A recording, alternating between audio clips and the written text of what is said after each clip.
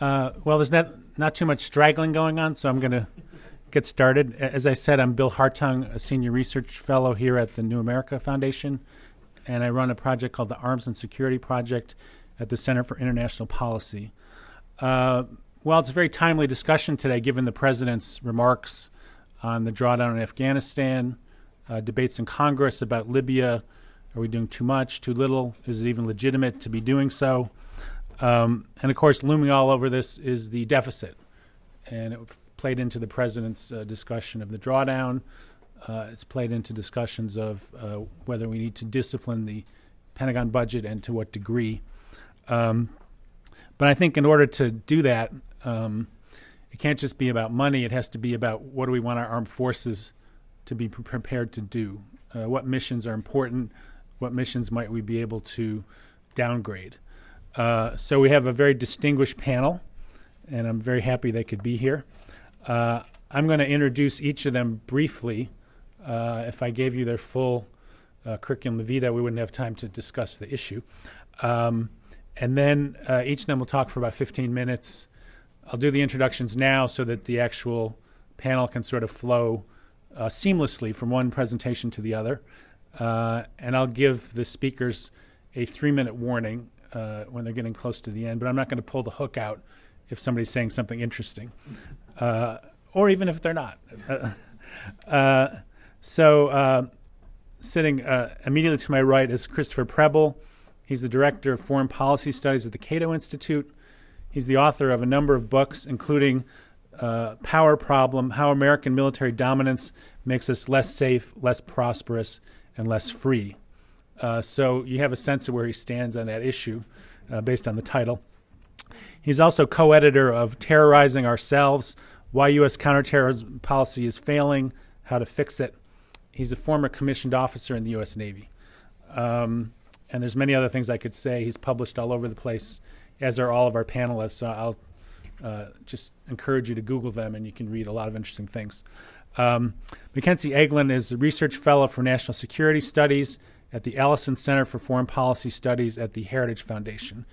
She was a staff member of the congressionally mandated Quadrennial Defense Review Independent Panel, principal defense advisor to Senator Susan Collins, and as I mentioned with all our publicists, she is a speaker. She's widely published from the New York Times and Washington Post to Armed Forces Journal to some of the more obscure things that wonks read, and maybe not too many others. Lawrence Korb is a senior fellow at the Center for American Progress. He's the former director of studies at the Council on Foreign Relations, was Assistant Secretary of Defense for Manpower, Reserve Affairs, Installations, and Logistics. Just by the number of things, you know it was a big job during the Reagan administration. He's written more than a half dozen books on national security issues, including a textbook which is widely used. So we're going to move basically to the right. We'll start with Chris, then Mackenzie, and then Larry Korb. And as I said, I will give a little bit of advance warning when people getting near their finishing time. We'll then have Q&A, which I'll try to keep crisp and moving because we may have a half an hour or less to do that, and it's a very big topic. Thanks. You may speak from the podium. Whichever is better, yeah. What do you guys think? It's probably better for the camera. Yeah, it's probably good. We can do the Q&A. Then we can do the Q&A for projection. Okay, all right. Well, thanks, Bill. Thanks for organizing this event and to New America for hosting it, and thanks for all of you for coming out today. I just want to make 3 quick points in about 15 minutes.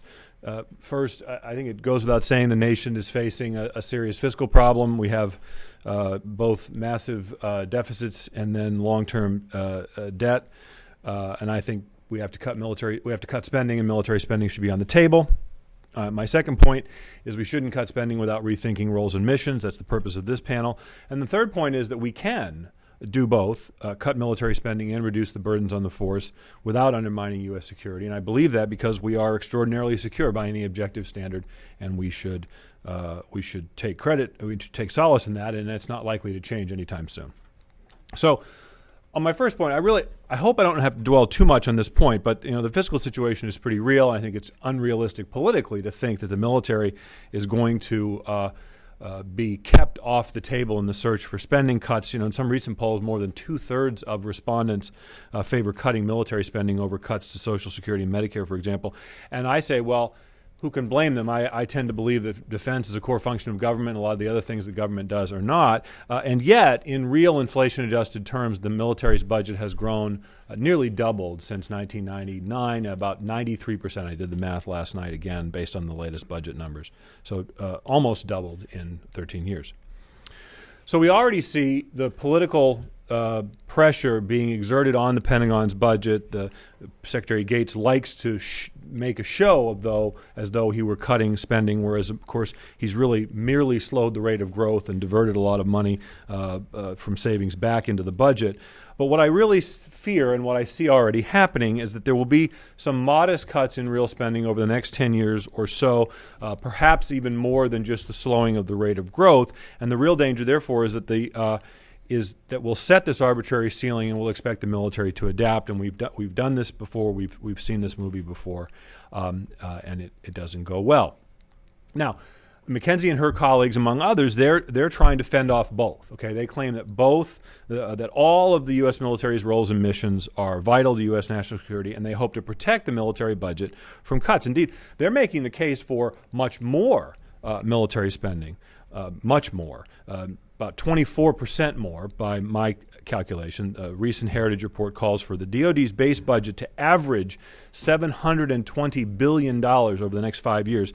That's $3.6 trillion over 5 years. The Obama administration's most recent budget submission for 2012 projects to spend $2.9 trillion during that same period, an average of $583 billion a year.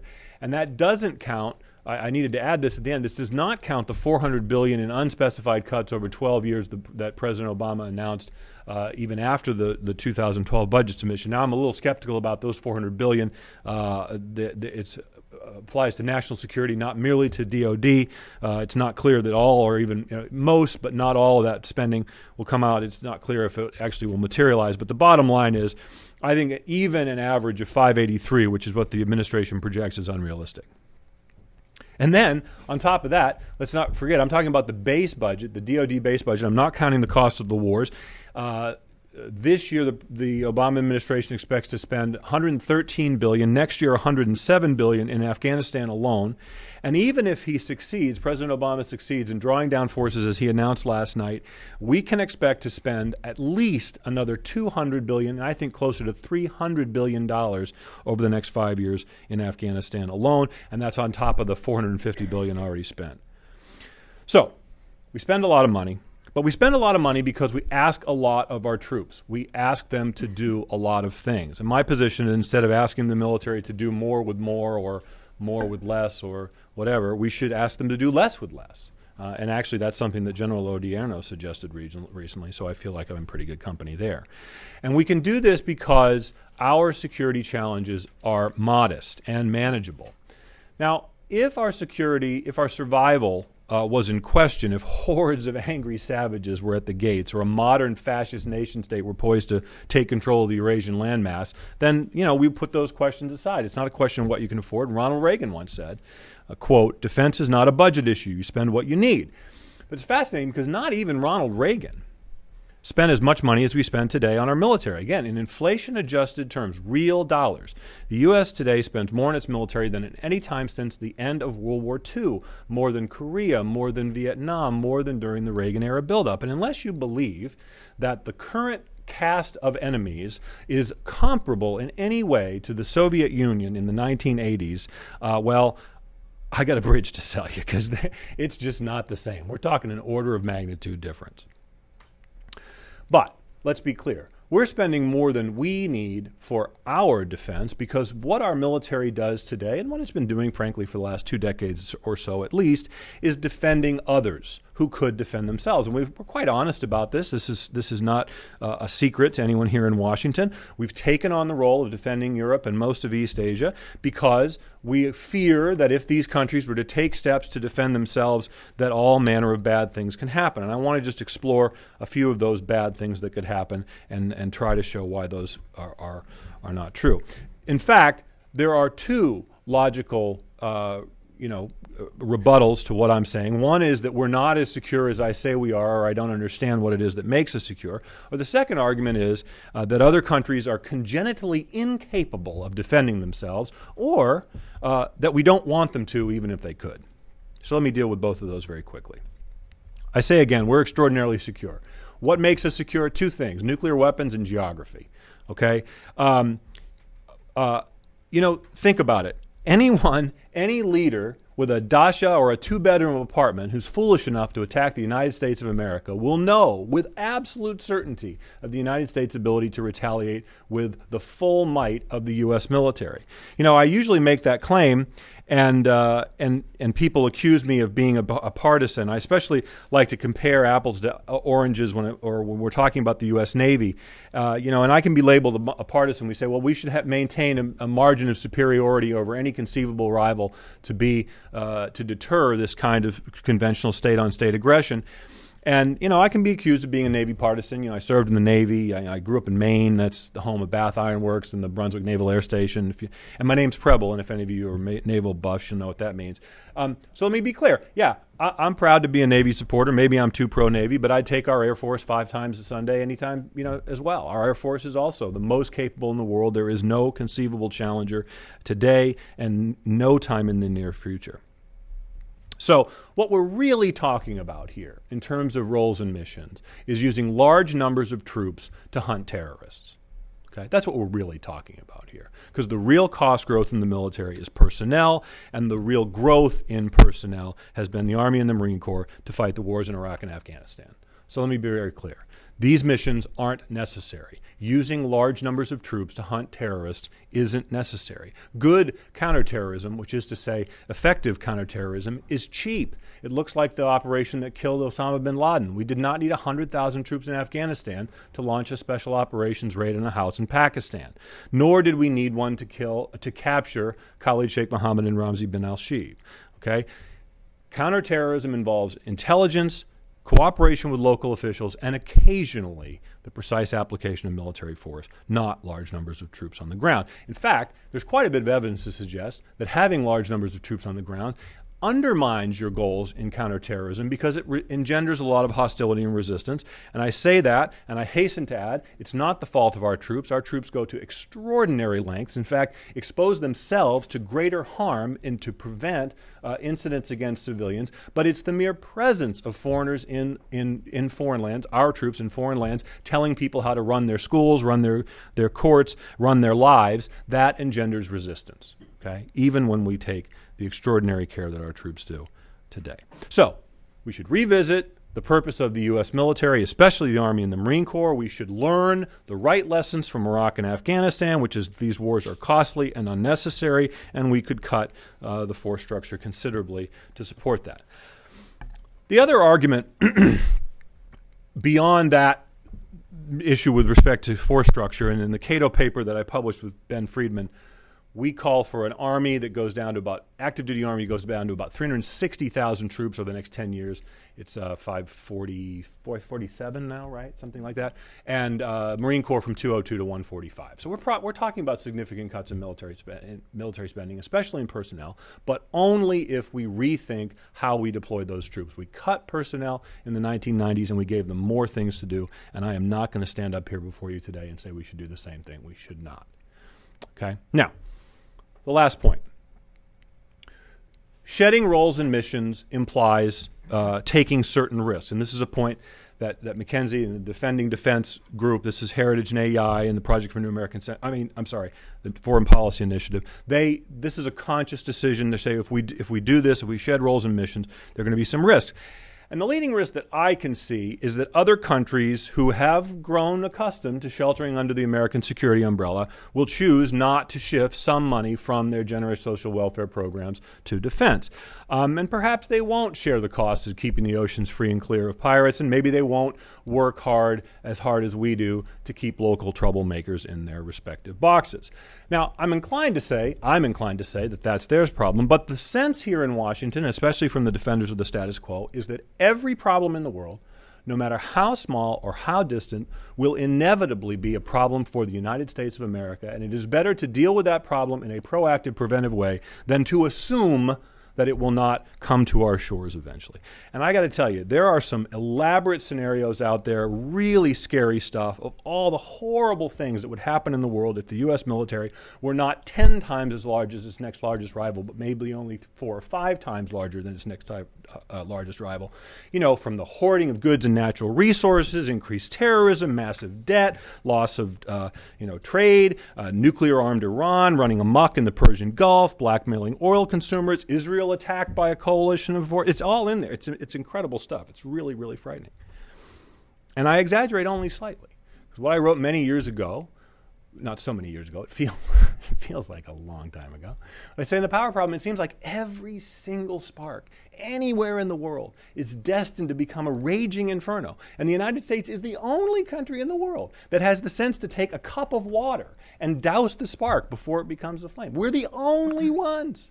Everyone else is just congenitally incapable of dealing with these threats. We've convinced ourselves of this.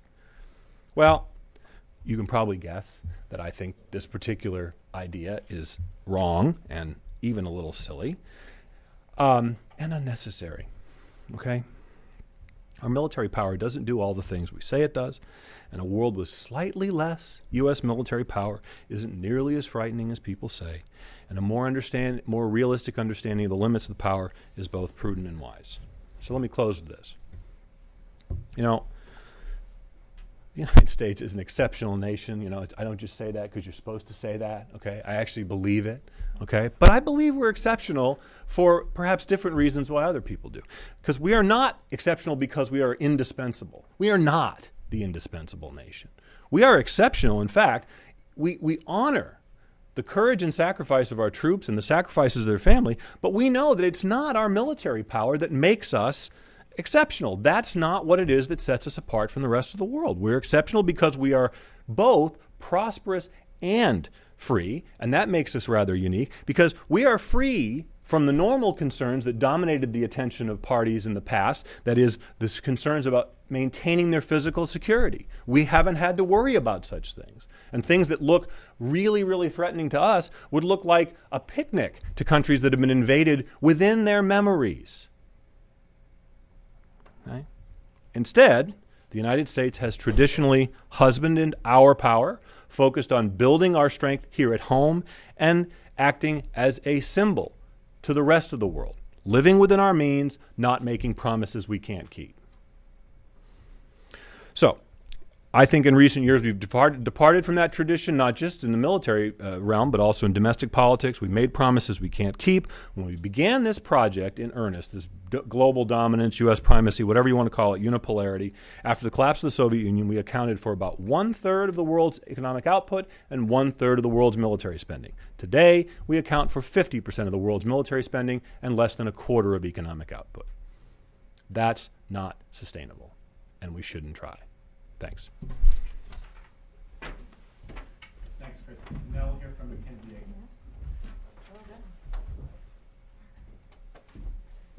Well, thanks, Bill, for putting this together and for letting me join my friends and colleagues up here at the table and all of you this morning. I'm glad that we're having this conversation. It's one that's important. It has to be had right now, and I think it's important to talk about the merits and the risks and the costs and benefits and everything else of military spending and all federal spending, what it means and what it represents, what does the nation want now before we start picking numbers out of a hat in terms of how much defense we can afford to cut and then trying to figure out roles and missions after the fact. That's definitely the wrong way to do it. That doesn't mean I'm giving much credibility to DoD strategies ever, including this latest one. I've often been a critic of things like the Quadrennial Defense Review and others because they're driven by the budget calendar as opposed to the other way around. But I understand the way the process works. I just wish it were slightly different. The bottom line is the American public tends to be very okay with cutting defense spending. There's this notion of wanting to get rid of waste, but don't hurt the troops. We saw national outrage last month over checked baggage fees charged by Delta to a returning unit from Afghanistan of $200 for their 4th bag. Absolute outrage. You can understand why. $400 billion in defense cuts somehow seems much less controversial in the American people's mind, which is very, very interesting, because obviously the two are connected, but I don't see the connection here in Washington. Mostly, Americans are okay with cutting defenses because they're okay with that until there's a crisis that demands their response, a military response. But when these crises arrive after years of belt tightening, like we saw in the 90s, even as Chris noted, military missions grew exponentially, the nation winds up actually spending more in monetary costs, leaving aside treasure, than would have been necessary if you sort of maintained a relatively steady and stable manpower, force structure, and military posture. Now, the consequences of cutting defense are lagging indicators, something that you can make that decision now as a politician or a policymaker. And there are no immediate consequences, but oftentimes. It usually comes up maybe anywhere from 2 to 8 years later. You're probably out of that office, or you've moved on, or nobody can directly say this vote or that budget proposal is linked to this problem. But we've seen the result of these types of decisions before, and notably in Iraq. Last time America was similarly outraged, although much longer, much more sustained, was when parents were literally buying body armor and shipping it to their sons and daughters in Iraq from, not like surplus stores, from, I don't even know where they were getting them. This leaves aside the lack of up-armored vehicles. I'm not talking about MRAPs. I'm talking about, guys riding around in 5 tons, exposed to open air fire unnecessarily, because they didn't even have, the simple Humvee kind of things that were up-armored. Then, of course, the length of time it took to build the right type of vehicle to combat roadside bombs. But I'm really talking more about the body armor, because if somebody had said in the 90s, I need an MRAP, they would have been laughed out of the room. But body armor is pretty simple stuff. Up-armored vehicles, combat vehicles, and light infantry, pretty simple stuff. But these were decisions rooted in Washington many years before. This didn't happen by coincidence. The stress of war and the adequate force protection were completely predictable in the 1990s. But they were ignored, and the budgets were slashed, and the size of the army was cut by a full 1/3 in terms of people. And of course, once you bring down the people, you can bring down the stuff that they need to operate safely and maneuver around the world. Then, of course, the assigned missions to that same force, the smaller force, grew, as I said, exponentially. And then that same exact army was the one tasked after 9/11. I'm not going to just talk about the army, but it's a good case study, of course, to go to Afghanistan and manpower-intensive operations in Iraq. And now that we hear of troops on their 5th, 6th, and yes, 7th tours overseas, we can say that's directly related to the cuts in the 90s. This is no surprise. The ground forces still have yet to recover, and we're probably going to see them come down yet again. Now, it seems that the roles and missions review that we're here to talk about, or just in general, it is important in terms of discussing what's our strategy, what are we asking the military to do, is that of value to the nation? There are 2 challenges here, though. America's really, really bad at predicting the future. I don't know how many times we're going to have to relearn that lesson. So the boom-bust cycle of defense never pays off. We also have the challenge of not being good grand strategists in general as a country. In fact, we're mostly reactive. What you see, particularly post-Cold War, are presidents of both political parties keeping the status quo in terms of foreign policy commitments that the U.S. Maintains around the world, many of which are military in nature or have a military component to them, as well as just general interests, not just treaty commitments, but other interests and bilateral commitments and other things. And so we really just add to that stack that started after the Berlin Wall fell. And we never really take things off the table. And then the third is just simple reality. So all of these things that join up, we have a president now who's asking for this type of conversation when he's personally, of course, we all know about the surge, 33,000 in Iraq, which was triple the number of when he got their total forces, started a new military operation in Libya. And let's be honest, the United States is the lead country in NATO, for better or worse. We are providing a disproportionate amount of resources to that operations. NATO-led, it's just an excuse not to talk about what the U.S. military's contributions are to that. He's doubled down on covert counterterrorism operations, primarily military and intelligence in Yemen, kept over 1,200 National Guard troops at the southwestern border in the United States and sent U.S. forces to deliver humanitarian aid in Japan and Haiti, just to name a few. That's this president, and that's in addition to everything else that the military is asked to do every single day. Now, I'm not saying there is not money to be saved. In fact, that's the defense panel I want to have. All things equal, reality is not going to change. No president, when crisis happens in friendly or allied country, no president's going to say, sorry, the Roles and Missions Review says we can't do that. We're not going to send our guys and girls. So if reality isn't going to change, then let's talk about smarter spending. How do you find money in the defense budget? How do you make it a better run bureaucracy? How do you change structural problems that are inherent in defense spending, as opposed to trying to tinker at the margins with little things? Cut a weapon system here, but you don't replace the need for it, so you really just deferred the bill. Or you talk about, we could talk about compensation, whatever it is, logistics, all the types of areas that are ripe for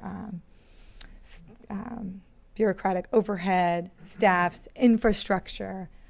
All of these things are open for conversation, yet too often that's not the conversation that we have.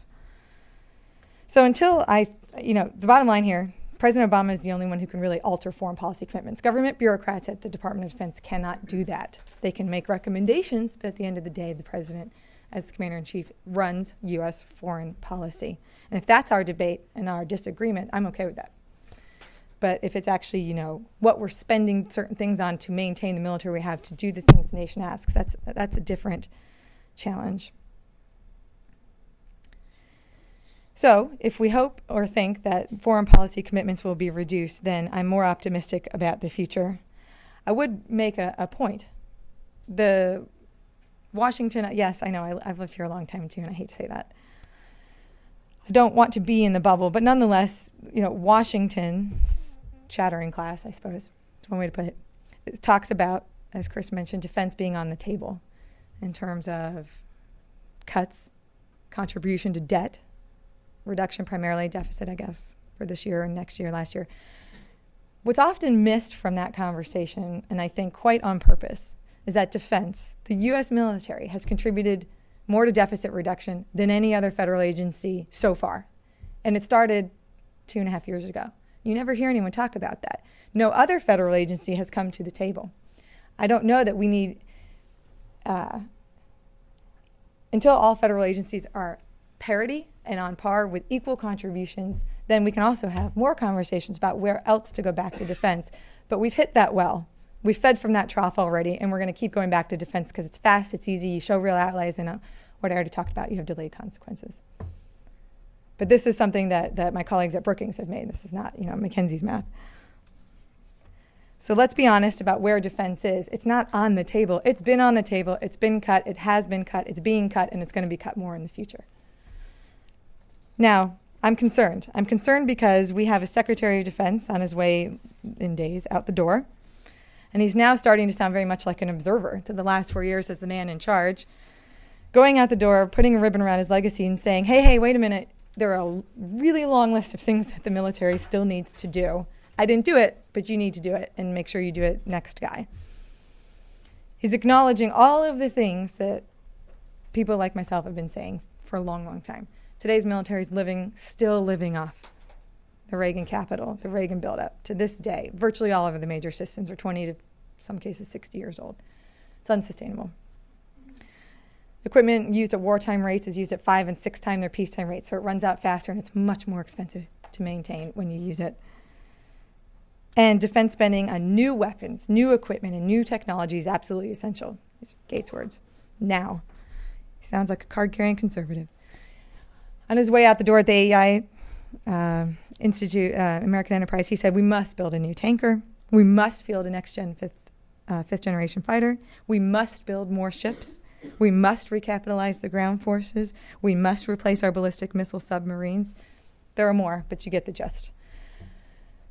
So as defense budgets come down, we should certainly talk about where and how within that budget they need to get done while still doing all of the things that need to get done on that side of the ledger, which, by the way, all those things he just said we must do come out of only 1/7 of that total budget. And that's the part we always go to for cuts. And so if we don't have an honest conversation about all of these things, Well, then I guess I'll keep everyone in check. Thanks. Thanks, Mackenzie. That was great. So now we'll hear from Larry Corbett. Let me begin by relating two anecdotes, which I think will put this into context. Last December, I had to go to Israel, and while I was over there, I heard this story. It seems that this elderly couple, before they died, wanted to visit the Holy Land, so they went over. While they were there, unfortunately, the man passed away. And so the rabbi came to the widow and said, really sorry about your loss. You can have your husband buried here for $50. She looked at him a couple of seconds. She said, how much will it cost to take him back to the United States? The rabbi said, at least $5,000. She thought for a second. She said, I want to take him home.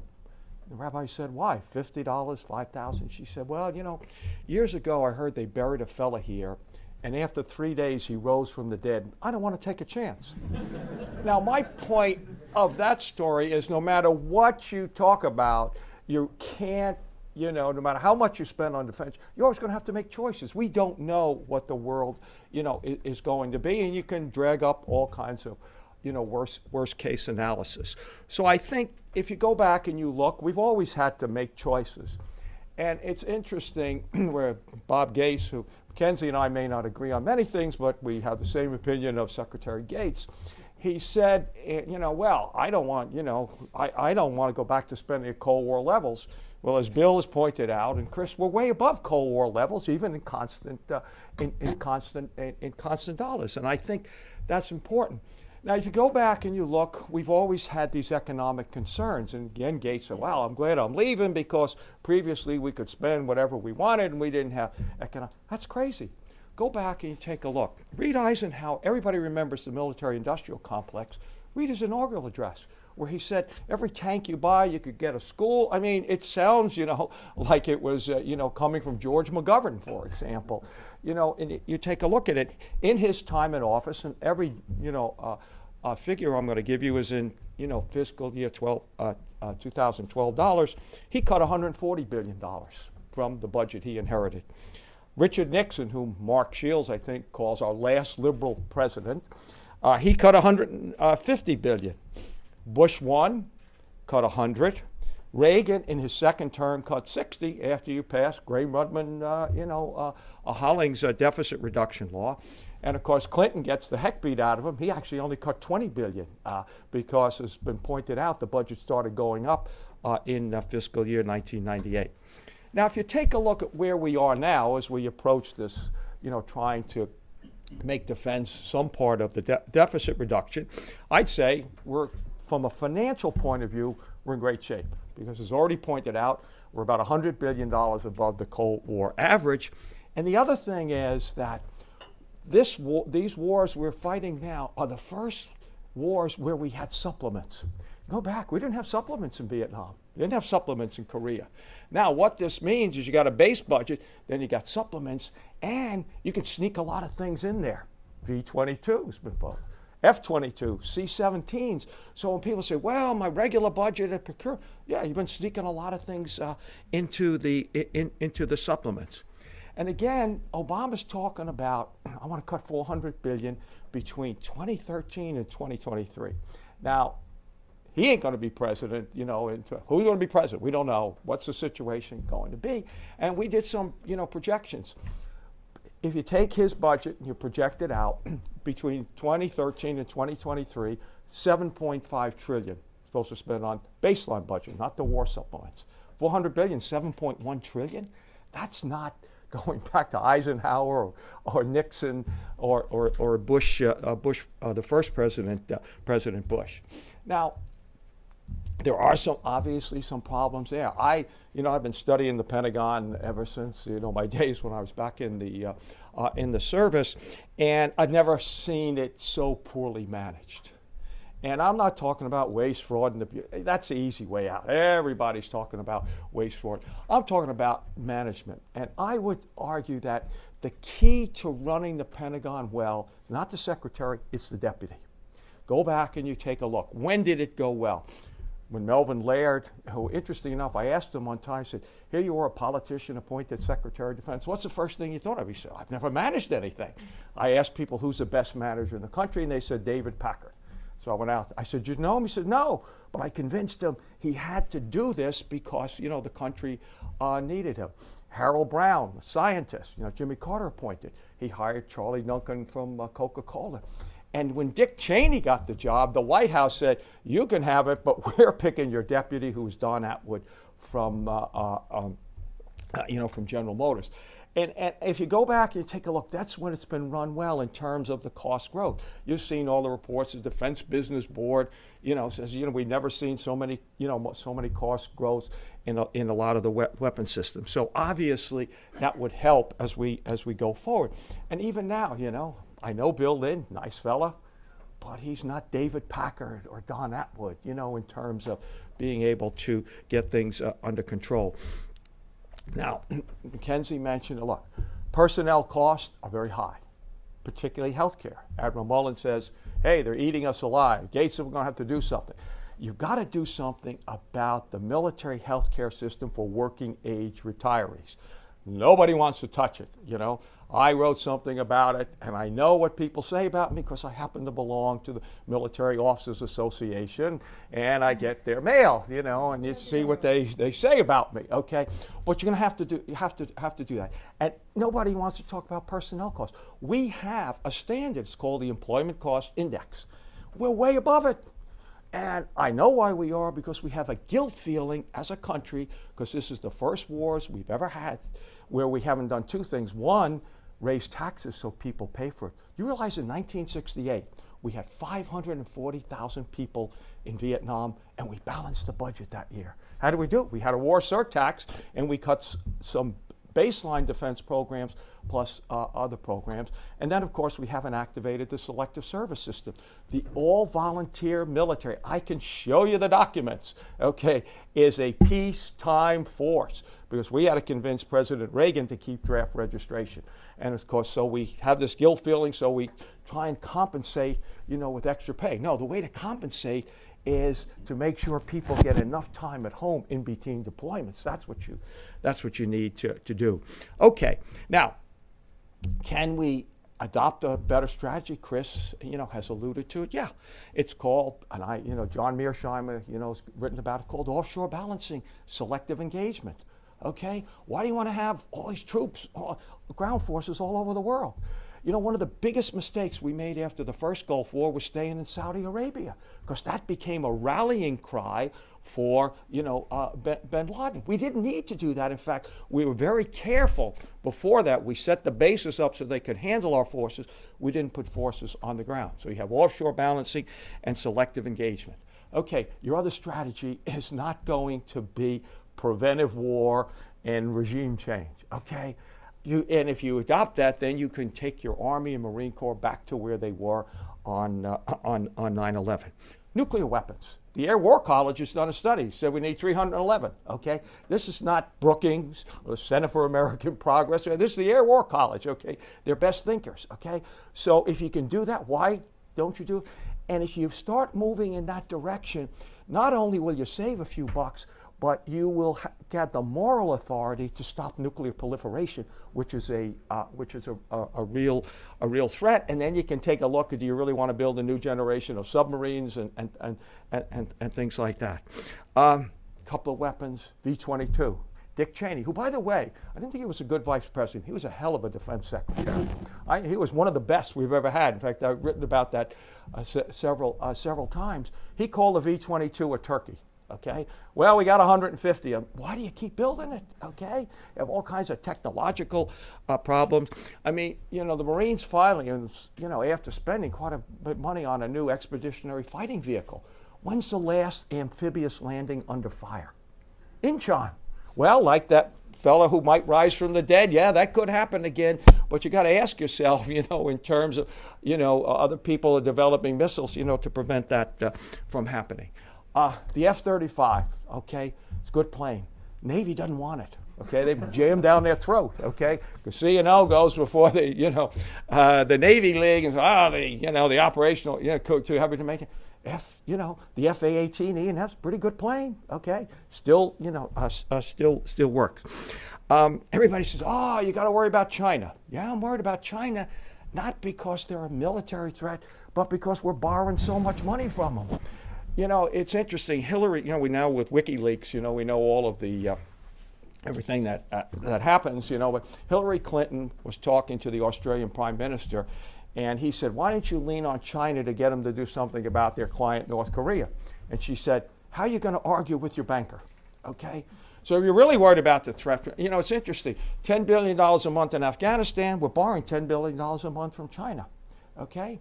And during the Cold War, we had this thing called mutual assured destruction with the Soviet Union, MAD. With China, it's also MAD. It's called mutual assured depression. Okay? If they don't lend, okay, we can't buy. And so we're both in this. So this idea that somehow this is going to be the second coming of the Soviet Union.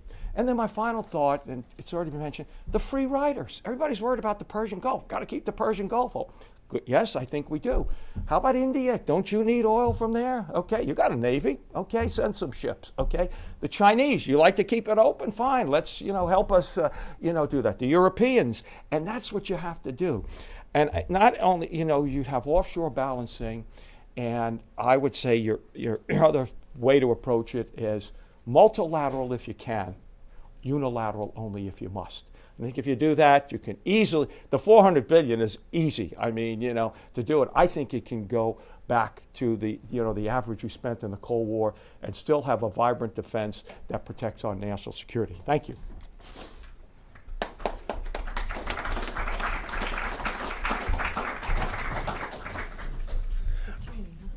So I was going to pose a question to the panel, but you've done such a good job, I don't think I need to do that. If any of you has a short response to what you've heard, any of the panelists, let's do that now, and then we'll go to the audience. Can I just, this may not be short, but I just wanted to raise one point. McKinsey says we've cut military spending. We have already cut military spending.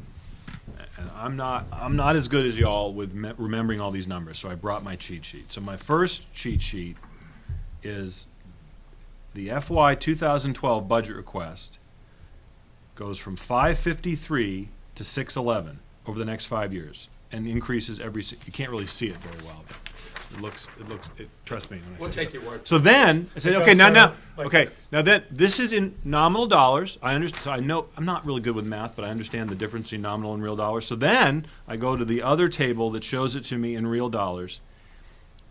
2009, 588. 2010, 612. 2011, 669. Real, fixed, inflation-adjusted dollars. That's not going down. Now, they project, the Obama administration projects, that next year we will spend $63 billion less. Why? Because the war in Iraq is over and the war in Afghanistan is drawing down. So they say. I hope they're right. We'll see. So I have difficulty with the argument that the defense budget has already contributed to deficit reduction, because how do you contribute to deficit reduction if your budget continues to grow? Yes, good question. So a lot of the defense cuts to date have been in capabilities and planned spending. Spending that current spending in one fiscal year, but most of it, as Gates, you called it, I believe, is funny math or something to that effect. That's true to a point, but it legitimately, the total lifetime value of the things he cuts are worth over $330 billion. In the fiscal year in which that began in 10, the savings in terms of outlay is probably marginal. That's correct. The current 12 budget, aside from the numbers, the administration projects 0.2% real growth for defense next 5-10 years. But then the president renounced his own 2012 defense budget in April when he said $400 billion in defense cuts. So what we now have is a defense budget of negative real growth. How that's going to shake out exactly, we don't know until there's a debt ceiling debate, bargain, or 2013 request on the Hill, but that's how I come to that.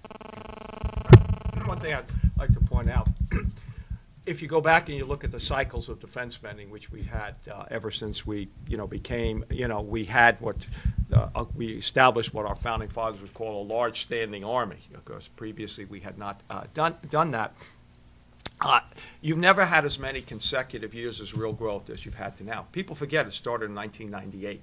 So it's gone up every year in real terms, and then of course now it might slow down, but that's a pretty long time to go up that many times. If you go back and you look, in fiscal year 1998, again in today's dollars, about $375 billion. So you're at 553 in real terms. So I think you need to put that into context. And the other is, I ran out of time, so I didn't get to tell this other story that I wanted, but illustrates what we're trying to do here. My last year in the Navy, I had made the mistake of getting a master's degree before I went in. I assume that's why they pulled me out of my squadron. Said, you're going to this admiral staff, and you're going to do this market time operation, off of Vietnam. So anyway, I used to go to these briefings. And every day people would say, have we caught any Chinese? Okay, And finally, I couldn't stand it anymore. I was a JG, and I wouldn't, care where I was going to go. Finally, I stood up one day and said, Admiral, the Chinese and Vietnamese hate each other. He said, well, they're both communists. I said, they may be, but they're traditional allies. And so this idea that somehow, if you leave Vietnam, and everything. And then I was reminded of this when I went to Iraq in 2009. General Odinero put together a team to evaluate, the transition and everything. My grandson said to me, buy something. Oh, man, the last thing I want to do is go shopping in Baghdad. But anyway, so I go downtown and I get a polo shirt. It says Baghdad, 2009. I open it up, I get home, it says made in Vietnam. Okay, so when you talk about, this could happen, I think you got to put these things into perspective. My generation, if you remember Vietnam, my gosh, if we lose that, they're going to do this and this, the domino theory and all that. Yeah, it could happen. It could rise again from the dead too. But I think you need to, to put that into context as you make these choices. I just want to make one last point before we open it up, because, and it's fair for Larry and Chris to talk often about real dollar defense spending, particularly this decade. But the first point is that a lot of that has been absorbed by consumables, so related to current operations, even out of the base budget, although I agree, supplementals have been nice, albeit slightly misused. That was the management point that you were getting to, right? But you have to look, I would argue, to get a real true picture of the nation's defense priorities, you have to look at it in terms of the percentage of the federal budget and or in federal outlays, percentage of federal outlays, which I think is probably the best way to really measure things. I wish we would do the entitlements that way. So as a percentage of the federal budget in real dollars, as we've been talking about, that's key, and as a percentage of the economy. Its defense is declining by all three metrics as a percentage of our economy, which is much bigger today than it was 20 years ago. It's at a relative low, a historic low in the last century. As a percentage of federal outlays at 19% roughly, that's the lowest it's been since World War II. So yes, it is high in real dollars, but let's look at defense holistically by all metrics. Okay, I think there's plenty more that we could talk about on these subjects. I recommend to the panelists they sneak it into their other answers, which is a time-tested approach. So we're now open to questions. Please wait for the microphone. And we have a decent amount of time, so I would still like you to be brief, but I think we can get to quite a few good questions. Yes, in the front here. And identify where you're from also. Good morning. Good morning. My name is Richard Marquez. I'm from the GAO. I wanted to take the example of the downturn in spending that we saw in Eisenhower and Nixon.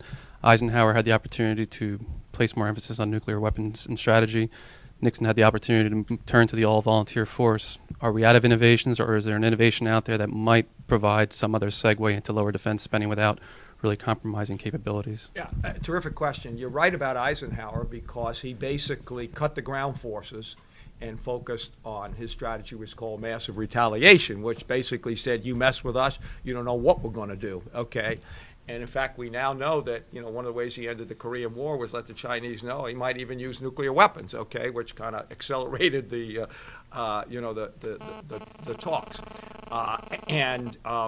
with Nixon, it was even more sophisticated. If you look under Nixon, what he did was, people forget the Nixon doctrine or the Guam doctrine, where he said, no more land wars in Asia. Sound like Gates at West Point, okay? We'll send money, we'll send, supplies. We're not going to send, troops. And basically, that's why the Army ended counterinsurgency. And everybody said, oh, you were wrong. No, he said, you're not going to do it. And then people said, oh, well, even with these cuts, we got two enemies. We got the Chinese and the Soviets. He said, okay, fine, I'll take care of one of them. Okay? And then the other thing he did was negotiate with the Soviets. That's enabled him to put the cap on nuclear weapons and stop developing the ABM system. They were going to do 26 sites in the ABM system before Nixon came in. So yeah, he did it, and I think, as I say, it's too bad because of Nixon. We remember for all the horrible things that he did. But if you go back and you take a look at how he handled foreign policy, okay, and basically restructured the military. People forget to end the draft, go to the volunteer military, get 500 and some thousand people, out of Vietnam, and sort of reset our relations, if you will, with China. And it was really was a heck of an accomplishment. And that's why every time we get this thing, Gates is the greatest Secretary of Defense. I said, no way compared to Laird and Packard. Go back if you want to take a look at people who really did it. In addition to how we use our force and could save money that way, which I talked about, reducing the ground forces to stop fighting counterterrorism with, large troop presence. Two other things have happened. We've already started to take advantage of, although not nearly enough. One of which is the precision munitions revolution has allowed us to dramatically increase the effective striking power of a single platform. Now, that is partly reflected in the fact that we will have purchased fewer F-22s than the F-15s they're replacing, for example. But we haven't nearly capitalized on that. The really good work done on this by Carl Canetta and Charles Knight at the Project on Defense Alternatives, who's a member of the Sustainable Defense Task Force that Bill and Larry and I are on. I think that the effective striking power is roughly tenfold when you consider what precision munitions do relative to where we were in the early 1990s. The other thing is unmanned vehicles, which is just starting. And the area that we focus on, Ben Friedman and I in our paper, we just kind of dip our toe in the water, but our argument is that a 95, it's going to be close to 100,000-ton aircraft carrier like the Ford and the successors to the Nimitz class is just crazy. Okay, we need to be moving to smaller aircraft carriers that are primarily launching unmanned vehicles, not 100%. But we have got to assume, again, because shipbuilding is so long-term, I think we need to be moving aggressively in that direction. And if you did that, then you'd be talking about carriers that are, I don't know, 35 or 40,000 tons, still larger than what most other countries in the world field, but again, with greater striking power and again, the loiter time that you get from these vehicles over the long term, which is the huge issue for carrier-based aviation. Those are two areas that I think we could save a huge amount of money. I'll just add that on the people side, it's one everyone wants to talk about now, and it's fair. 2.2 million large military, obviously that's the total force. DoD civilian, pretty hefty component as well. I don't have the numbers right now, but inexpensive. 800,000. Thank you. Very And large. We don't know how many contractors. Right. America's largest employer, frankly, Right. the Defense Department. So I just want to explain the trajectory and what's happening with the costs of military defense manpower. We'll just lump them all in together. Although I think there's a pay freeze or something right now for DoD civilian. The cost of the solution to cutting end strength, whatever the service is, well, we already have case studies. The Navy and the Air Force did this in 2005, 6, 7, and 8 over varying years with the exact hope of freeing up money to actually invest in new capabilities. So what was the outcome? I didn't have time this morning to print the Navy, but the Air Force end strength today is 7% smaller than it was 5 years ago. And the cost of that smaller force grew 16%. So end strength cuts don't get you there. It's only when you actually alter the compensation. End strength cuts simply allow you to pay your existing force, and you still have to take money out of another account to do that because the costs are averaging 8% growth above inflation per year just for that account. So end strength cuts alone will never get you there. It gets to some of the things, Larry actually touched on, but structural changes to compensation is the only solution. Otherwise, you can drop down to 150,000 at this rate, active Air Force, and the personnel bills aren't going to go down correspondingly. Sure, quick follow-up. Oh, we always let GAO. Oh, wait for the. We don't want to mess with them. Otherwise, we don't want you to study us. So we'll let you Appreciate that. Just very briefly, in that regard, is the military healthcare system a microcosm of the entitlement system writ large for the federal government? Is that another silver bullet that might be out there? Absolutely. Yeah. Of the major personnel components, on the deferred and in-kind benefits, leaving aside the cash salary that we pay them, the military pay pie is 52% benefits, deferred and in-kind. Of those benefits, it's primarily retirement, healthcare, and education, and GI Bill 2.0. The healthcare, though, is the single largest driver of that benefits pie, and it absolutely is a petri dish for all of the problems that we're experiencing nationwide. Yeah, I think, and you've had two DOT task forces. You have the quadrennial review of military compensation. These are military people. And Gates appointed a group to take a look at healthcare. The things are right there. Just do it, okay? But again, this becomes kind of, the third rail, and nobody wants to do it. And it's an interesting thing. I get this, and I say, well, but you're going to undermine the men and women fighting in Iraq and Afghanistan. Most of them aren't going to retire. What percentage of the Marines retired? They don't let you re-enlist. They like to force people out after the thing. So when you take a look at it, it's not those people that you're talking about when you get a lot of these benefits. But again, that becomes kind of something to deal with when you take this on. Not to pick on military retirees, I'm absolutely not doing that. But Larry brought it up in his remarks. And I've been on a few MOAA press releases myself, but nonetheless, all I'm trying to say here is, aside from the personnel cost projections that are just completely unaffordable because DoD under budgets. In fact, this is something CBO tells us all every day, our great friends over there. But once the recession hit in 2008, we saw military retirees jumping back into the TRICARE system that we had never planned for. So now we have, in addition to the unbudgeted cost growth, now we have more people coming in that weren't, at least we didn't plan or predict that. And so it's even more than we're claiming the bills coming in. Okay, yes, in the back here. Hi, not sure this is on. Yeah, okay. Don't forget name and affiliation. Yes, Laura Peterson from Taxpayers for Common Sense. This question is mostly for Mackenzie. You had said earlier that the quadrennial defense review was budget driven, and I was wondering if you could explain that a little bit more, because the legislation creating the QDR specifically says that it will not be resource constrained, and in fact, the criticism generally of the QDR process is that it is not connected enough to budgets. So if you could talk a little bit more about how you think the QDR and the upcoming strategic review are overtly resource constrained.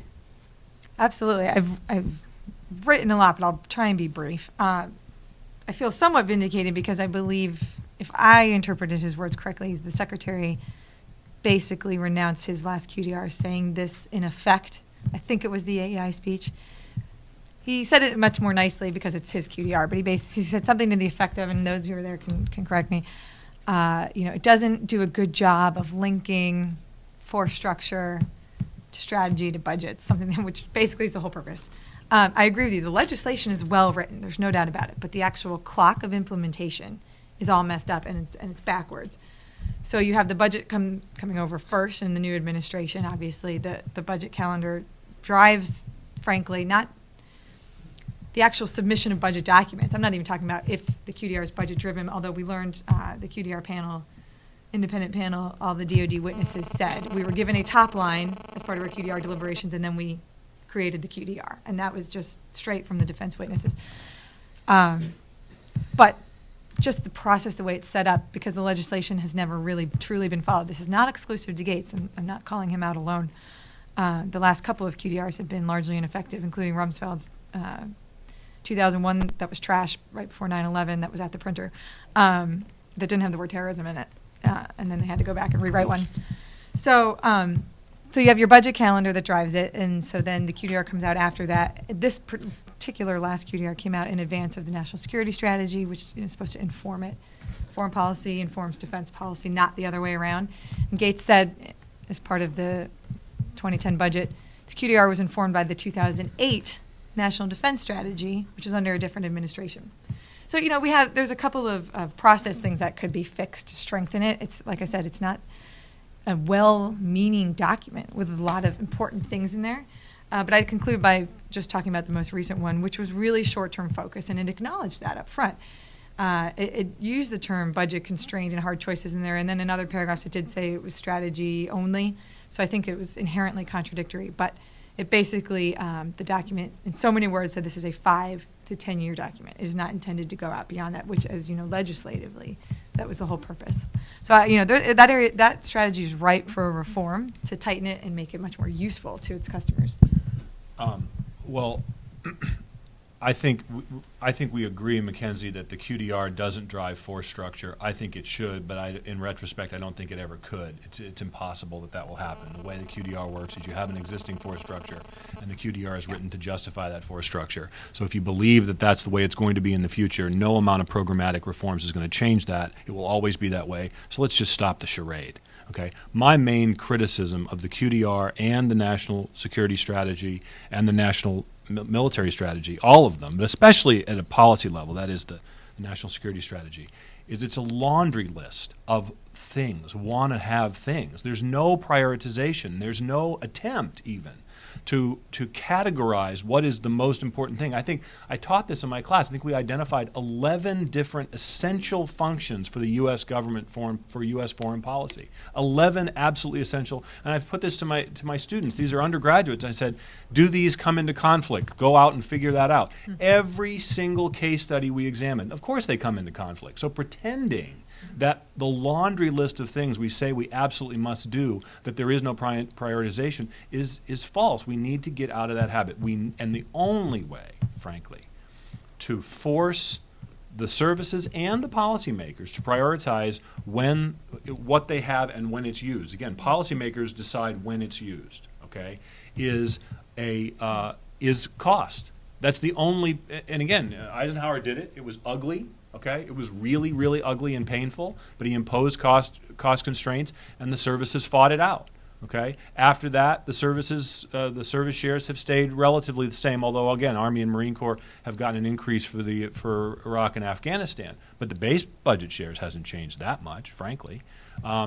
There's not enough competition among the services for scarce resources. Why? Because they've been operating for the last 14 years under no resource constraints or no serious ones. So I agree with you that the QDR process is flawed, but I don't think it's ever going to be anything, even the programmatic changes, unless you actually have meaningful cost constraints at the top line. What really made this QDR worse than others before it, although they all have flaws, was it abandoned any notion of a force planning construct. So to get to the sort of no choices, no priorities, at least before we all knew on paper, two war close together, however you want to characterize it, similarly timed, nearly simultaneously.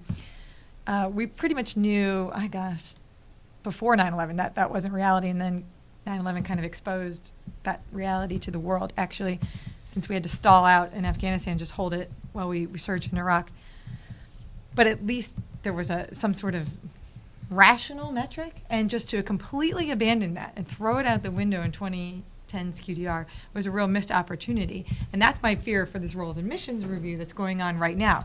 I mean, I would call the 2010 QDR force planning construct that had moved away from the two wars, and then we had the 1+1+4 little ones and other things.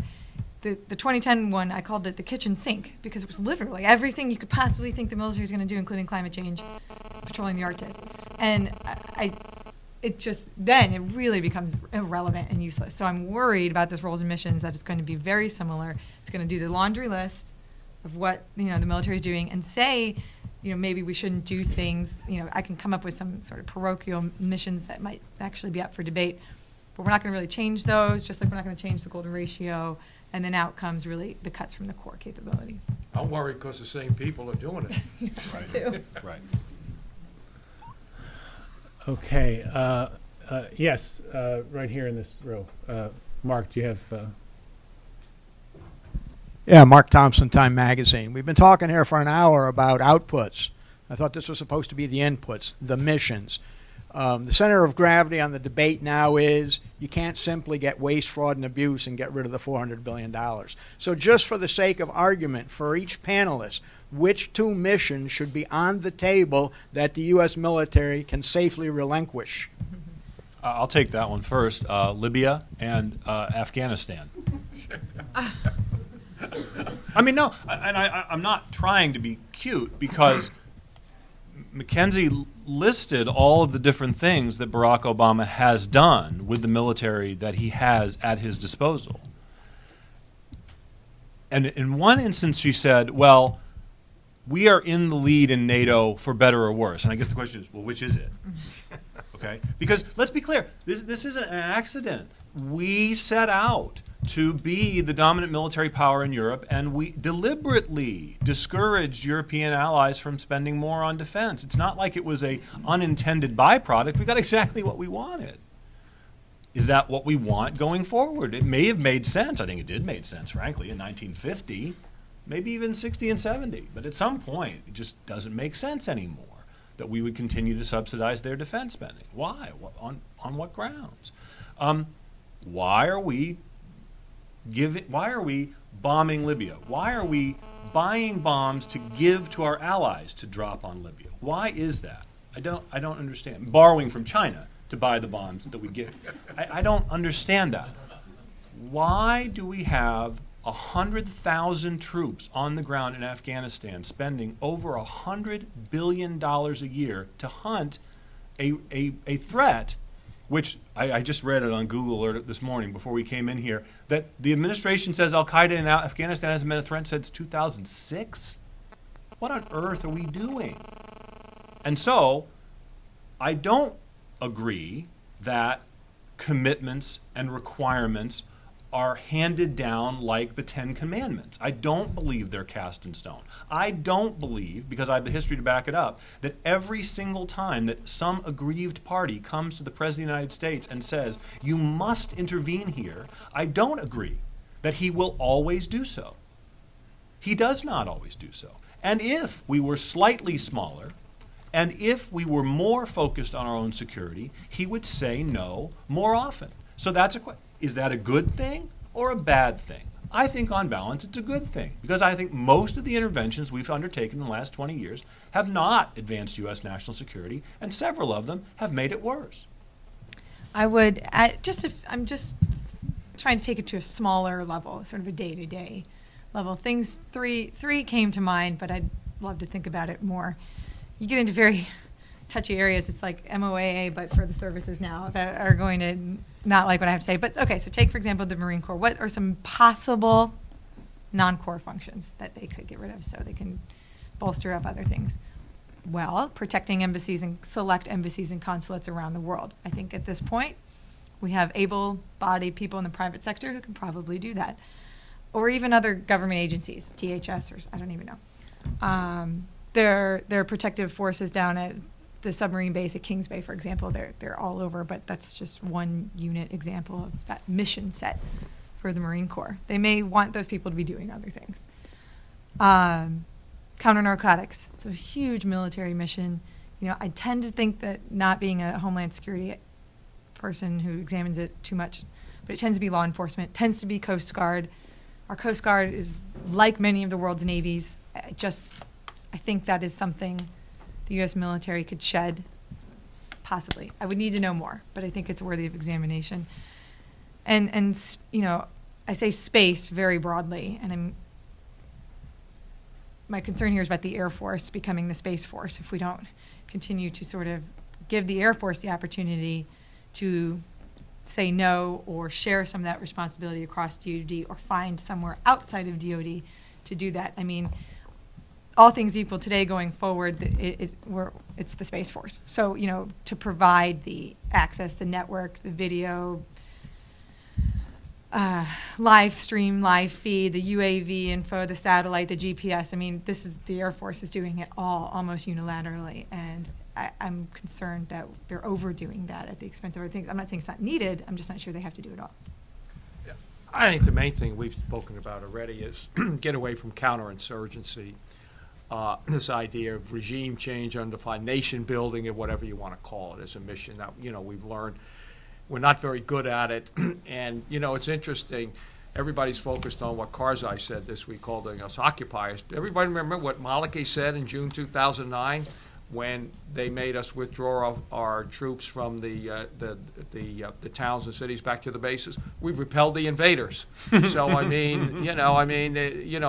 think that's the first thing that's got to go. Like Nixon did. No more. This counterinsurgency. And then I think in terms of, another mission, I would take a look at basically is, and again, I don't know if you call it a mission, but deploying ground troops in all these countries around the world. I mean, it's got 80,000 troops in Europe, for heaven's sake. You look at South Korea. If you did offshore balancing, you don't need it. South Korean military can beat the North Korean military. I mean, there'd be a lot of damage. You wouldn't have it. But with offshore balancing, which are naval and air forces, you could go in. So those are the type of things that I would cut back on. Yes, in the front here. Wait for the microphone. Thank you. Gareth Porter, Interpress Service. Most people have forgotten that the idea of a military mission that included regime change began with the Clinton administration. And my question is, how has that evolved since then? Is it still a military function to be able to fight two wars simultaneously, one of which would result in regime change? If that is still the case, as I believe it is, why should the United States not cease to be having a military mission of regime change as opposed to a defensive mission? I don't know the I don't know the answer to that question. I think we need to go back to the strategy of deterrence and containment. Okay, I think that's, somehow after 9/11 we forgot that. And so people say, oh my goodness, if Iran gets a nuclear weapon, I remember General Zinni said, okay, fine. And General Abizaid, yeah, but are they going to use it? Back in the 60s when China got a nuclear weapon, and if you listen to the Johnson tapes, it's hilarious because basically Mao made a statement like, you want a nuclear exchange? Bring it on. We'll lose a couple 100 million people. We'll still have 1 billion. Okay. The Soviets came to us and said, you got to take them out. And Johnson's asking LeMay, he said, yeah, I'll go in. He said, can you get them all? Oh, no. He said, what were you doing? I'll keep going back, And well, we live with that. So I think that's another thing. We seem to have forgotten that after 9/11. I think, it's understandable. But when you go back and you look, it wasn't just the Bush administration. It was the Congress, the press, the think tanks, and everything like that. And again, similar to like the regime change, spreading democracy by force doesn't work. Okay, you can't do it. So I think those are the things. And you're quite right. I mean, it's interesting. You get into the whole question. I think that's what you're getting to. The idea of humanitarian intervention. Like I assume you're talking about Bosnia and Kosovo and. Well, actually, I think they had Iraq in mind, frankly, as one of the. Well, that was the project on the New American Century did. Well, it wasn't just the new. I'll be the outlier, I suppose, and just say retaining that capability is probably important. After Vietnam, we said, generically, we said no more counterinsurgencies. The Army basically gave away, shed all of that capability, the training, the resources, the institutional, doctrinal knowledge, and it was difficult to build that back up when it was needed.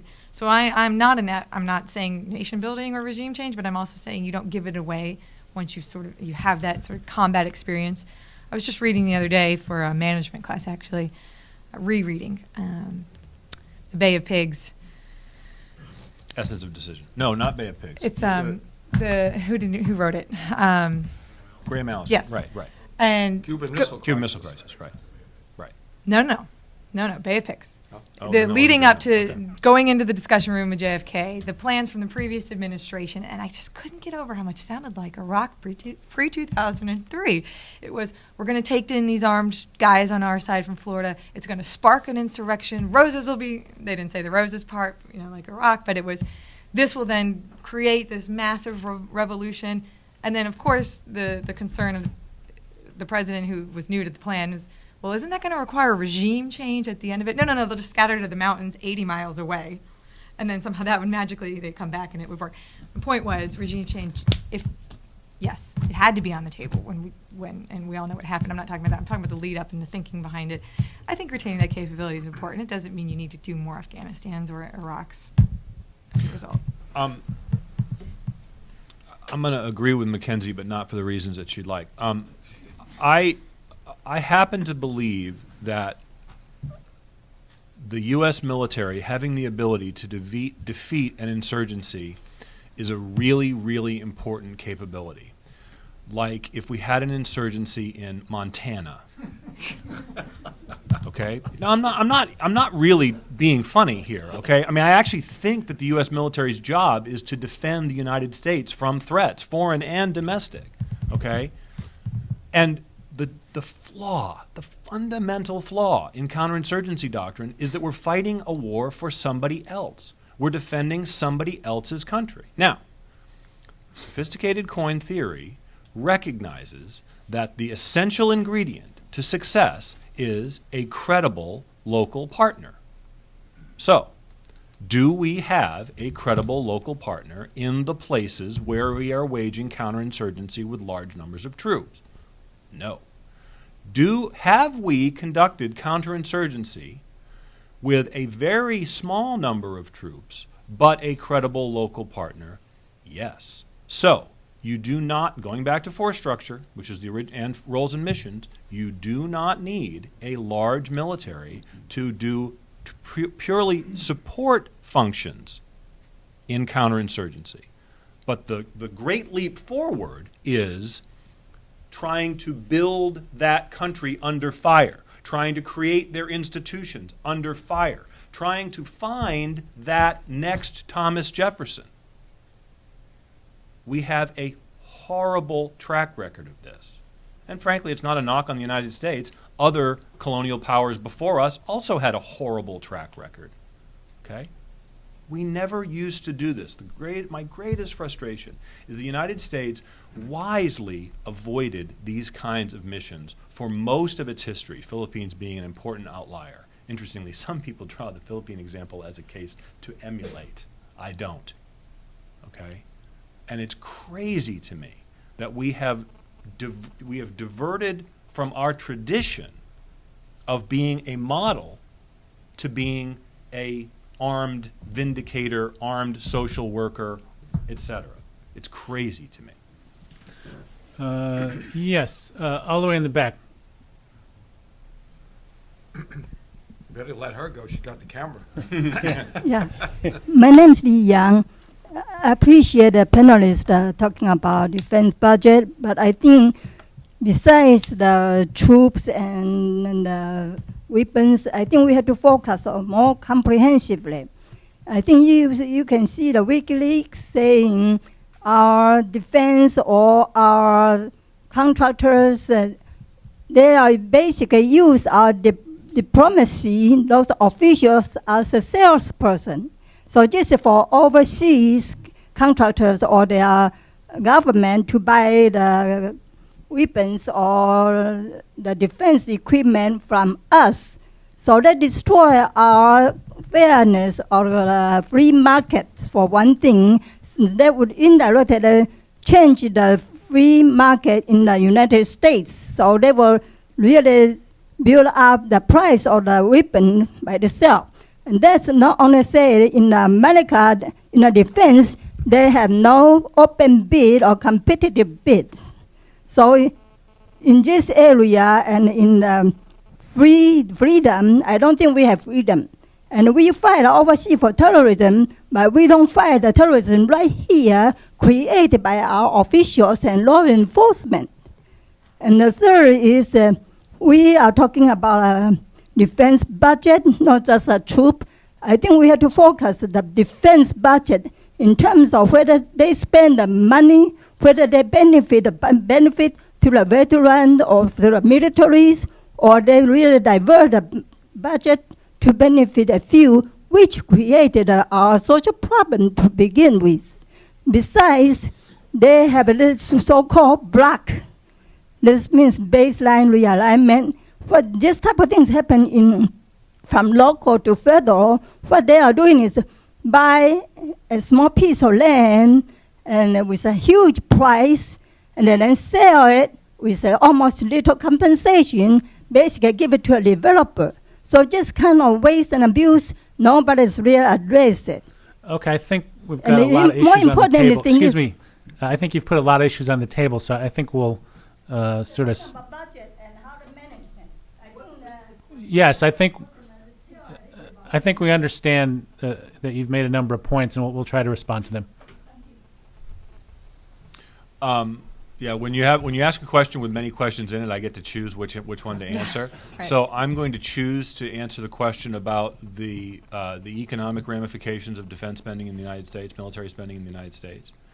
And I know there is concern in some geographic communities and in some industries about what the impact of a drawdown in U.S. military spending will have.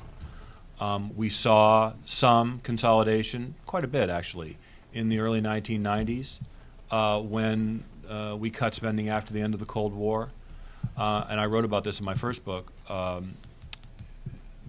me, that is not a cautionary tale, but it is a model to be emulated. In other words, we in fact did adjust. Communities did adapt.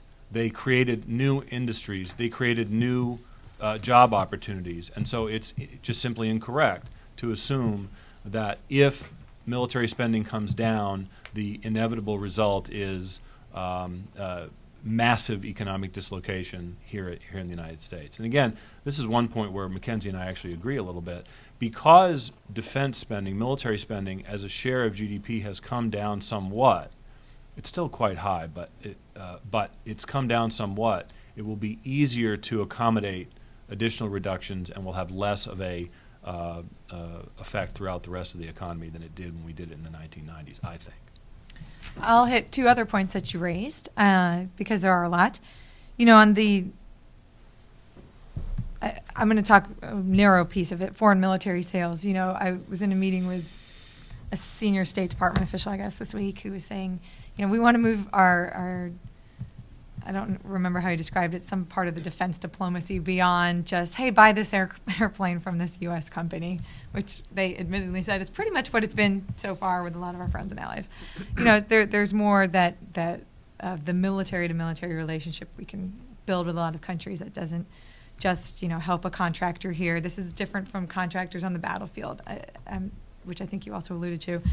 But, at the end of the day, I believe if they're a trusted friend and ally, and it's not something where we're giving away the crown jewels, if we let others buy our systems, the cost to the U.S. taxpayer is lower, generally speaking, and that's usually a good thing because you can either buy more of them or you just get a better price. That's a very simplistic view, but nonetheless. And then I want to talk quickly about just contracts and services in general. The whole defense budget, all including OCO, which I tend to not use when I'm talking about it, but I will for this audience, including war spending, is just right at $700+ billion. I'm not talking about military construction here, give or take a few billion this year. And every single year, everything the Department of Defense and the U.S. military procures in terms of goods and services is about $400+ billion of that pie. That's just mow this lawn, build me this weapon system. It's a huge pot of money, right? It's the biggest. People are then pretty much everything else, people in readiness and training. Everyone tends to think that equipment or systems, weapon systems, are the biggest share of that pie, but it's actually services contracts. And this is an area we didn't hear this Secretary of Defense talk about very much. He belatedly did as part of some efficiencies, and it seemed a little half-hearted. But when we're talking about a $210 or $20 billion pot of money that's very obscure, not well tracked, not well audited, not well accounted for, I think that's a great area to talk about where to save money in defense. Let me make 2 points. In terms of government spending, defense spending has the smallest economic multiplier. So if you're looking for government spending, The other is, in terms of foreign military sales, I think you ought to have a code of conduct before you sell something, because you don't want people to take these weapons and turn them on their own people. Yeah, I'm going to take one more question. Yeah, in the back, young lady. And then I want to give the panelists a chance for last remarks. Bill, why don't you let everybody ask their question, and then we can pick what Oh, you want to do... all right, we'll do... bundle them together, yeah. We will do a potpourri of questions, and then we'll try to address them. So you first, and then the gentleman. Okay, Kate Brannon, Defense News. One thing Gates said was that if two services have very similar capabilities, one thing that should be considered is taking it away from one service and just letting one of them manage it. Can you give us examples of places where two services are basically have the same capability or doing the same thing, and which service should be in charge? Thanks. All right, so then the gentleman over here. Chris May. I'm an independent observer, and I'm fascinated by the discussion. I'd be keen to get the panel's view on how influential this doctrine of the long war is, as we consider all of these things about the size of the military in the future, where budget allocations are made and all. I personally find the doctrine of the long war to be an iniquitous one, and it's one that I hope we can get over. Okay, there's two over here, and then I think we have to stop. The two in this row. My name is Greg Fleming. I'm from Mobilize.org, and I'm also an Iraq War veteran. My quick question was about how the differences and the similarities between the drawdown of the Iraq War and the drawdown of the Afghanistan. And do you ever think we'll ever see the end to stop loss and the recall of our soldiers? Thanks, Bill. Tad Daly's my name, with International Physicians Preventing Nuclear War. Chris Preble, I'm so happy that you many times sort of talked about the adverse effect on our national security of some of our military actions abroad. I want to raise the same question simply about our military prowess. I guess I want to get the humiliation factor out on the table. With the increasing power of American air power and cruise missiles and precision-guided munitions and the UAVs, it means that billions of people around the world, many of them politically unsophisticated, just have this general notion that if the political winds go in the wrong way and somebody pisses off America, that somebody in Nebraska can push a button and 30 minutes later something's going to come out of the sky and kill me or kill my girlfriend or kill my mother. And that's just really deeply humiliating for billions of people around the world. And the adverse effect that that obviously can lead to for many decades to come on American national security is they're going to think of creative ways to try to kick the shins of the giants. In my case, the one that I worry about most is they're going to get their hands on an atom bomb, or they're going to get their hands on some HEU and make an atom bomb and find a way to set it off in St. Louis, just to confront that humiliation from our prowess. So I think that's plenty of good questions, and if you want to fold in any final remarks while you're answering them, that would be welcome. I think I'm going to take the first question and focus on that. My initial reaction to that question was that the Marine Corps and the Army are doing the same things. And why is that?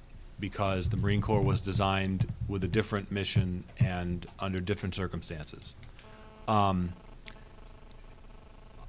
not yet prepared to declare the end. I mean, the Marine Corps would be what, one of the larger armies in the world, just like the Navy is the second largest air force in the world. So there is clearly overlap. We've already addressed the issue of amphibious landing is highly unlikely. The kinds of deployments that we think of with the Marines are highly unlikely, and yet I still value having an expeditionary capability for use primarily in the Western Hemisphere. Thankfully, we haven't had to use it very much, and I still believe that the Marine Corps would have a role there.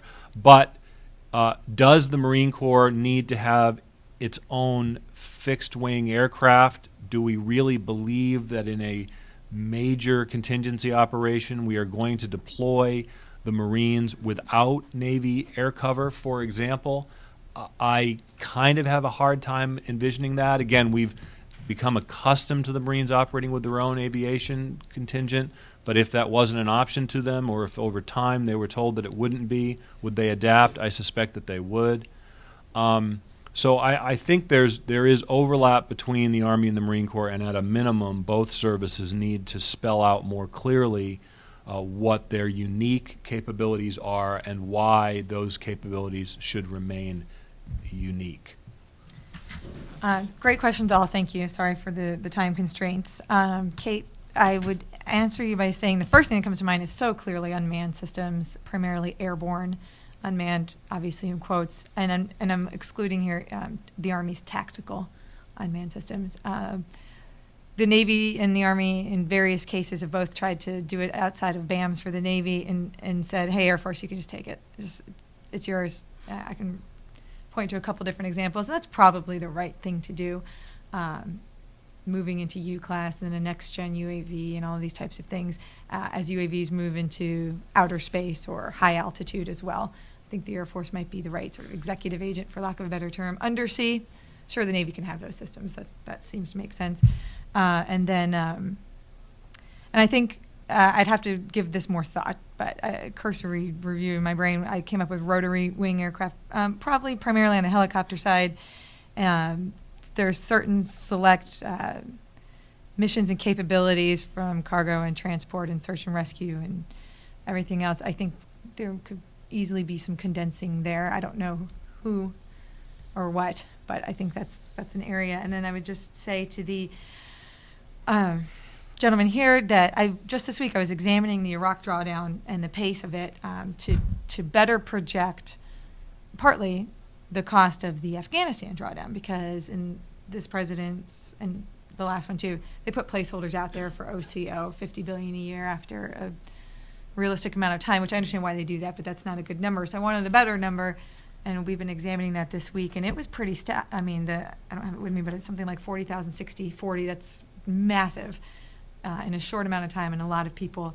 What gets lost in those OCO numbers is the cost of redeploying is actually usually higher than the cost of maintaining those stable troop numbers, which I don't see accounted for in the budget requests. But I could see Afghanistan easily coming down that quickly in very similar patterns to Iraq. I'm not trying to say that's right or wrong. I'm just being predictive based on the Iraq drawdown. And just very briefly to the military power question. I mentioned this last night. In fact, I see military technological superiority declining across the board and across every service. This is straight from the chief's mouth. We have some incredibly capable systems, but just look at our very low observable stealth capability. That's every day it's rendered less effective by other more capable systems coming online around the world. I would say that they might think that this button in Nebraska can do it, but they're wrong. Let me start with the stop-loss thing. I think John Kerry was quite right when he called it a backdoor draft. And to me, we should have gone into Afghanistan and finished the job. I thought Iraq just made no sense at all. But the Congress voted for it. You should have activated the selective service system so you didn't do stop-loss. We never did stop-loss in Vietnam. In fact, they tried to do it on me, but something about going to school. I wrote a letter, and the admiral called me in. He said, "You a damn lawyer or what?" I said, "The president hasn't invoked. I've done my time. The 12 million people haven't come yet." So, yeah, I mean, this to me was a moral outrage. In terms of technology, I think you have to be very careful that if war becomes like, playing games, people won't think enough before they start using this because they have consequences. And I think you really need to be aware of that. And it's not just, current technology. This has advanced a long time as we become more and more technologically sophisticated. Long wars you shouldn't do unless they're war of necessity, not wars of choice, okay? I mean, if you got a war of necessity, World War II, you didn't say, oh, gee, we can only fight for 2 or 3 years. No, that became, something. So if you're going to have a long war, it better be, a war of necessity. And I think in terms of Harry Truman bought Chris's argument about the Marines, and they took them to the cleaners. In fact, he said they had a better propaganda machine than Stalin. Okay, and he tried to to deal with that. But I do think the stuff that Mackenzie said in terms of UAVs and things like that. Another one I'd put on the table is the whole nuclear question. Okay, in terms you still need the triad, or can we get down to 2? So we're a few minutes over. I think we're going to call it. I want to thank Stephanie Gunter and the New America Events staff for making this run so smoothly. I thank our panelists, Chris Preble, Mackenzie Eglin, and Larry Korb. I want to thank all of you for being here, for your great questions. And the meeting is now adjourned.